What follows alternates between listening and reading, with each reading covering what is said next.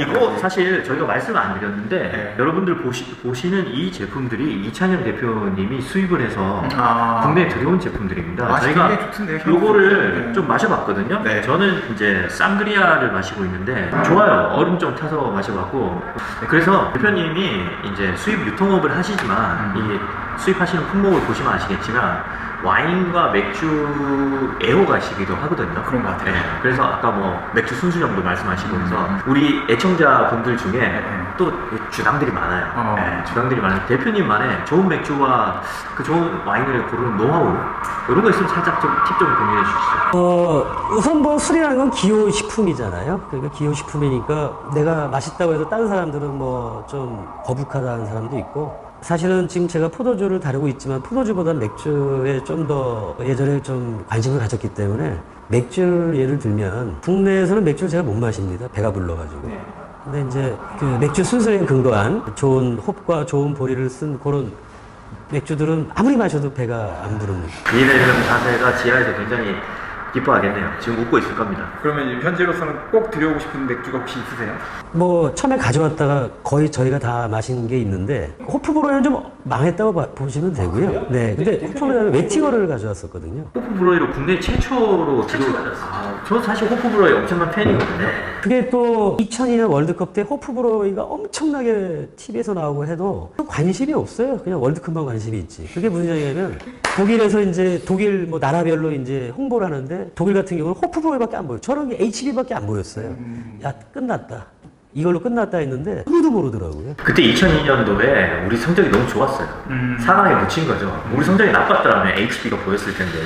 뭐 사실은 월드컵 전에 이제 나라별 홍보할 때 그래서 제가 다 그거를 그 비디오를 해가지고 전부 그 영업할 때 갖고 다니고 막 그러기도 했었는데 그때 이제 맥주를 다시 하게 되면 어떤 맥주를 말씀하셔가지고 제가 말씀을 드리면 그때 호프브로이하고 웨팅어를 수입을 했었고요. 웨팅어는 되게 잘된 맥주 중에 하나고 아직도 지금 그 판매가 잘 되는 맥주고요. 제가 하는 건 아니지만 당시 때 호프브로이에서 나온 맥주 중에 1년에 한 번밖에 생산 안 하는 맥주가 있는데 옥토버페스트 비어라는 게 있어요. 호프브로이의 옥토버페스트 비어. 이거는 뭐 맥주가 아닙니다. 예, 그냥 그런 정도로 제가 처음 맛본 저한테는 뭐 왜 사는지를 알려준 그런 술이에요. 맛을 기존에 여지껏 먹었던 맛하고 다른데 첫 번째 도수가 6.3도입니다. 6도, 그리고 6.3도가 되려면 최소 5주를 숙성을 해야 돼요. 근데 이제 기본적으로 유럽에 있는 맥주들은 기본 3주인데 국내는 좀 아쉽지만 저는 숙성 기간에 의문을 갖고 있고요. 두 번째는 보리가 주 원료가 돼야 되는데 물은 사실 95%입니다. 보리가 주가 돼야 되는데 뒤에 보시면 뭐 전분, 고구마, 어떨 때 옥수수 이게 뭔지 순수하지 못해요. 근데 라거면 보리가 주요 성분이 되어야 되고 밀맥주면 밀이 주 성분이 되어야 되는데 다른 게 많이 들어갔다. 그 향을 가미하기 위한 뭐 시트러스나 이런 게 아니라 다른 걸 많이 가미시켜서 보리를 대체했다. 이거는 이제 약간 거르는 요소라는 거죠. 그래서 그걸 소맥 타먹잖아요. 그렇죠. 그래야 좀 그 배가 안 부르죠. 사실 제가 최근에 인기 있는 국내 수제 맥주들은 마셔보지를 못했는데요. 우리나라처럼 맥주 소비량이 많은 나라임에도 불구하고 국내 맥주는 브랜드가 하나밖에 없습니다, 사실. 다른 거는 뭐 오비도 다른 데 넘어갔고 그러다 보니까 아쉬운 면이 있어요. 경쟁이 좀 안 됐다고 해야 되나? 그러면 아무튼 독일에서 수입하시고 싶은 맥주가 있다면 첫 번째가 그 호프브로이에서 나오는 옥토페스트 비어라는 게 이름이 옥토페스트 비어예요. 그리고 1년에 한 번밖에 출시는 안 해요. 유통기간이 좀 짧아요. 그 다음에 두 번째로 수입하길 원했던 건, 그건 몇 번 제가 시도를 했었어요, 그 술은. 근데 이제 해외 수출 안 한다고 하는 맥주가 있는데, 헤어포드 필스라고 있습니다. 헤어포드 필스. 네. 헤어포드 뭐예요? 헤어포드 필스. 헤어포드 필스. 네. 그 헤어포드가 도시인데요. 뭐 부연 설명드리면, 제가 아는 바로는 독일에는 양조장이 한 5, 600개로 알고 있어요. 그 중에 뭐 브랜드가 또 두세 개 나올 수 있으니까 5,000가지가 넘는다고 그러거든요. 그래서 매일같이 하루에 한 병씩 마셔도, 다른 맥주를 마셔도 한 13년 걸려요. 그 중에 하나는 맥주가 헤어포드 필스인데, 그게 좀 탐이 나요. 그것도 있고, 뭐 독일하고 이태리의 공통 분모는 그 중소기업이 많다는 거, 첫 번째. 그리고 장인 정신이 입각해서 가족 경영 회사들이 많다는 거. 제가 알기로는 한 중소기업 95%가 가족이 운영, 대대로. 이태리도 마찬가지예요.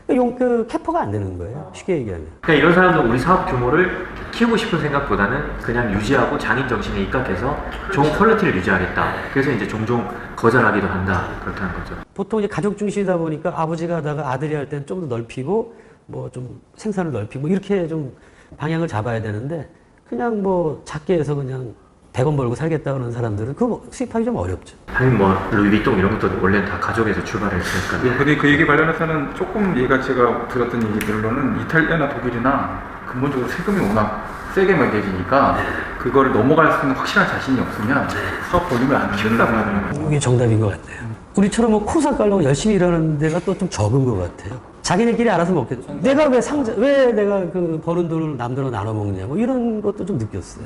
사실 오늘 저희 깜짝 게스트가 있습니다. 누구예요? 이찬영 대표님만 모신 게 아니라 이때까지 저희가 홀대한 게스트가 있는데 누구냐면 피치 패션 모스카토, 스트로베리 로제 모스카토, 카푸치노 샤도나이, 쌍그리아 이렇게 제가 모셨습니다. 포크라 샤도나이, 스트로베리 로제 모스카토, 에스프레소 까르베네. 한글 보고 읽으니까 발음이 확 안 좋아지네. 까베르네요. 네.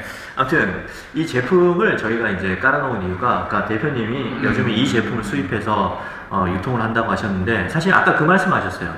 여기서 이 일에서 제일 중요한 거는 아이템을 선정하는 거죠. 나머지 이제 많은 분들이 대행을 해주시니까. 네네. 그러면 요 사랑스러운 내 자식들, 요 자식들은 어떤 이유로 입양을 하시게 된 겁니까? 그 우선 제가 실패 경험을 처음에 말씀드려서 그러니까 너무 좀 트렌드에 빠르면 수입 맥주 예를 들었을 때 입점하기도 어렵고요. 네. 그 다음에 그 소비자들의 반응을 뭐 입점하기 어려우니까 팔리지도 않는 거고요. 네. 근데 이제 이 와인 같은 경우는 뭐 코로나 영향도 있지만 최근에 급속도로 이제 와인 시장이 좀 커졌습니다.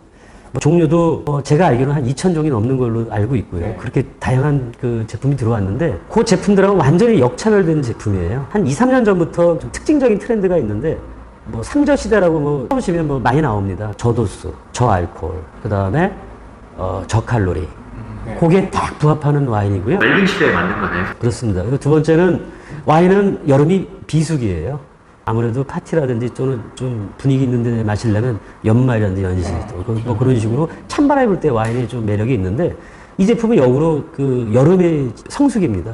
차게 마셔야 되고요. 약간의 탄산을 품고 있어가지고 좀 기름진 음식 먹을 때 콜라 대용으로는 아주 좋은 와인입니다. 와인이 보통 12도에서 13도 정도 되는데 이 와인은 5.5도밖에 안 되고요. 네. 2병 마시면 되겠네요. 칼로리가 없어요.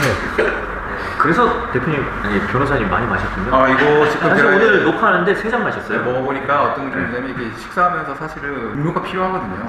먹으면서 물도 먹고 하는데 사실 물 갖고 좀 허전한 게 있어서 그래서 탄산수를 많이 먹게 되는데 탄산수도 약간 아쉬운 부분이 있어요. 왜냐면 탄산수 자체가 향 자체가 별로 산뜻한 향이 아니고 공업용 향이 많이 나는 것들이 많거든요.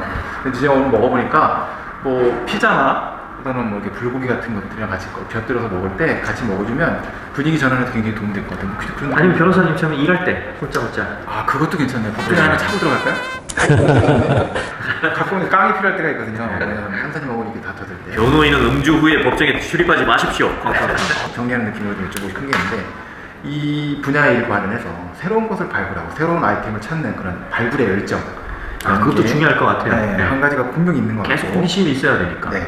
또 이게 한국에서 먹힐 것 같다라고 하는 촉, 또 시장 분석 뭐 이런 두 가지가 있는데 분명히 이걸 어떤 데 뭐 얼마큼 중요하냐 물어보면 둘 다 중요하다 이렇게 대답하실 것 같아서 극단적으로 질문을 드릴게요. 하나를 버린다. 한 개만 있어야 된다라고 한다면 시장에 대한 촉입니까? 열정입니까? 저는 촉을 버리겠습니다. 촉. 촉을요? 열정이 모든 걸 말해낸다. 대표님 지금 열정 풀입니까? 그렇습니다, 지금 현재. 네. 저는 이 영업은 즐기면서 마시면서 하고 있기 때문에 즐기면서 하고 있습니다. 네. 자, 열정으로 가득한 이찬영 대표님, 네. 이 하고 계신 이 일과 관련해서 어떤 고충이나 또 어떤 보람을 느끼시는지 마지막으로 좀 소회를 좀 들어보고 싶은데요. 직설적으로 말씀드려도 되겠습니다. 네. 뭐 희열을 느낄 때는 돈을 벌었을 때고요. 네. 그 다음에 입점을 잘 못 시킬 때. 그래서 뭐 누구나 다 느끼는 거겠지만 마트라든지 뭐 슈퍼라든지 항상 공간이 있는데 그들이 뭐 우리 것 때문에 공간을 넓히지는 않을 겁니다. 판매 공간을. 그렇기 때문에 다른 제품이 그 반응이 없을 때 그걸 차고 들어가야 되는데 그렇게 좀 입점이 좀 빠르지 않을 때 그때 좀 어렵죠. 대신 뭐 워낙 팔러가 많기 때문에 계속 두들겨 보는 거고요. 그 다음에 뭐 희열이라면 뭐 입점돼서 돈이 들어올 때겠죠. 근데 이제 저보다 미리 좀 여기 패널에 오신 분 중에 그 블로거 전문가가 계시더라고요. 네네네. 그분과 같이 그런 분, 그러니까 홍보가 돼야지 또 뭐 열정만 있다고 되는 게 아니죠. 진짜 열정이 있으세요. 다른 분들 우리가 초대해도 이렇게 모니터 안 하고 오시거든요. 맞아요. 근데 오셔서 말씀하시기 위해서 모니터링까지 하시고 진짜 열정의 화신인데 만약에 이제 이 일을 안 하시고 나에게 기회가 주어져서 다른 일을 할 수 있다. 젊음도 주어지고 다른 일을 할 수 있다. 그럼 관심 있는 분야가 있습니다. 아, 다시 태어나면.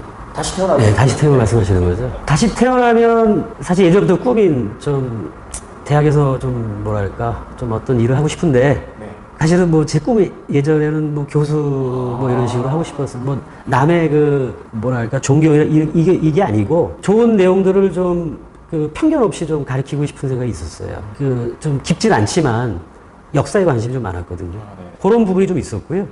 만약에 다시 태어난다 그러면 그냥 월급쟁이 하고 싶어요.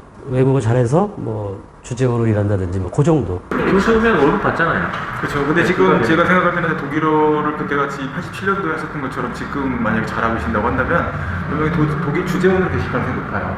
제가 신문사 시험 보기 전에 유학생 상시 모집이라는 그 대기업이 있었거든요. 거기가 상시 모집 되긴 했는데 그 독일 주재원으로 나가끔 돼 있었어요. 근데 업무를 보니까 지사장하고 저밖에 없더라고요. 그러니까 보니까 가면은 한국에서 오는 손님 접대만 해야 되는 그런 얘기를 들어가지고 바로 포기했습니다. 네, 대표님 보시니까 술이 팔자인 것 같아요. 취직하는 곳이 다 언론사, 매체, 그다음 취직하려고 해도 대표랑 나밖에 없어서 해야 되는 일이 접대, 그다음 지금 하시는 일도 결국은 주류, 와인 이게 사랑하는 내 자식. 그래서 오늘은 그냥 술 좋아하시는 일산의 이찬현님 모시고 토크 해봤고요. 자, 오늘 마무리 시간인데 못해서 아쉬운 말 있다면 마지막으로 한 말씀 하시죠. 좀 더 준비를 하고 왔어야 되는데 준비하다 보면 모르는 얘기를 하다 보면 좀 막힐 것 같아가지고 사실은 미리 주신 질문지만 좀 보고 그냥 제 경험담만 말씀드리려고 왔는데 또 잠깐 쉬는 시간에 좀 아쉬운 부분이 있더라고요.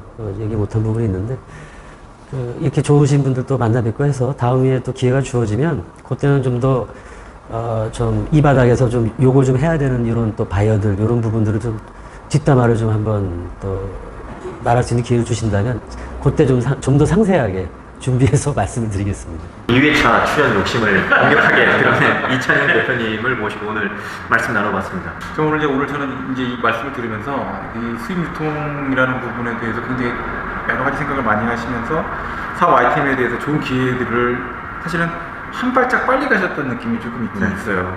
근데 이게 템포라는 게 사실 조금씩 더 늦어지다 보면 또 템포가 맞는 순간이 없이 될 거라는 생각이 많이 들긴 하거든요. 지금 맞다고 생각하고 지금 재밌게 하고 있습니다. 계속 말씀을 들으면서 기원을 많이 했습니다. 아유, 감사합니다. 중박 한 3번 났으면 좋겠어요. 네, 그럴까요? 중박 3번 나시고 나서 저희가 한번 맛있는 걸로 한번 또 같이 중박 3번 나기 전에 저희 채널이 계속된다면 기회가 된다면 또 한번 모시도록 하겠습니다. 오늘 파트 2. 고맙습니다. 아유, 감사합니다. 초대해 주셔서 감사합니다. 미스터 찬영님.